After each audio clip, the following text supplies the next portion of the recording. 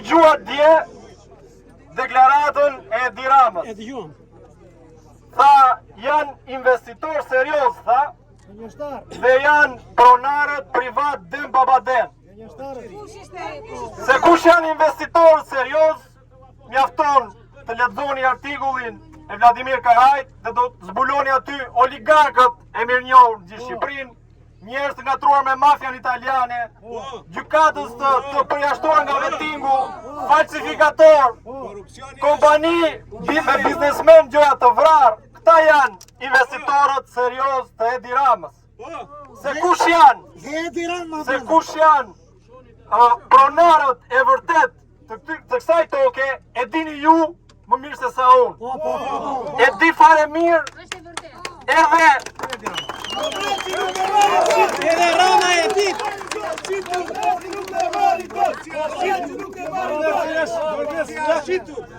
ama e din Policia është e shitur. këtë që po vuani ju sot, të padrejtësi që po bëhet juve, u shbër dhe banorëve të Triollit, u shbër dhe banorëve të Thethit, u shbër dhe banorëve të Bregdetit nga Palasa e poshtë.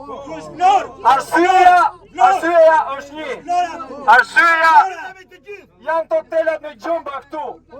Arsyeja nuk është thjesht grabitja e pronës. Është grabitje. Është grabitja e pronës kur ka investitor serioz. Kur vin investitor serioz, atëherë grabitet prona. Është njësoj. Kjo është arsyeja pse keni 35 vjet, ju dhe gjithë shqiptarët që endeni gjyqeve, që nuk zgjidhet çështja e pronës. Kjo është arsyeja. Arsyeja është për ta grabitur atë. Dhe unë kam një pyetje për banorët e Zvërnesit, po dhe për gjithë Shqipërisë. Çfarë do bëjmë? Çfarë do bëjmë me Edi Ramë, me dikë që nuk është kryeministër? Ai nuk është kryeministër i një republike parlamentare. Nuk është kryeministër, se po që e kryeministër do respekton dhe kushtetutën, do respekton dhe ligjet, do respekton dhe institucionet. A shifrin doj tabel këtu? A ka një leje? Kush ka leje? Se s'përgjihet shteti për këtë gjë. Edi Rama është uzurpatori i Shqipërisë.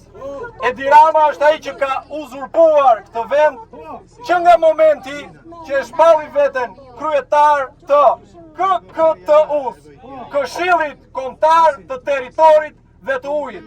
Pra, me firmën e tij, ai vendos për territorin dhe për ujin e gjithë shqiptarëve. Është ai mbreti i tokës dhe ujit. Është ai mbreti i tokës dhe i ujit. Prandaj, pyetja se ç'të bëjmë është ekzistenciale për gjithë ne, se përcakton jetën tonë.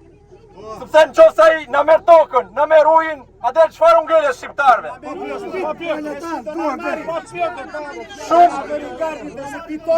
Shumë shqiptarë kanë vendosur të ikin nga Shqipëria dhe të mos e kthejmë kokën pas. Po nuk është kjo zgjidhja. Ne jemi gjithmonë këtu, unë bëj detyrën time si përfaqësues i shqiptarëve në Kuvendin e Shqipërisë.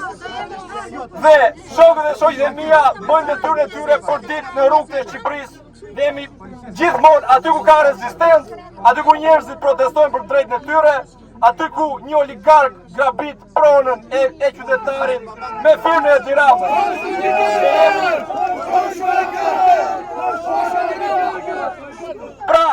Pra, ju dhe gjithë shqiptarëve nuk i ngjelet gjë tjetër veçse të luftoni.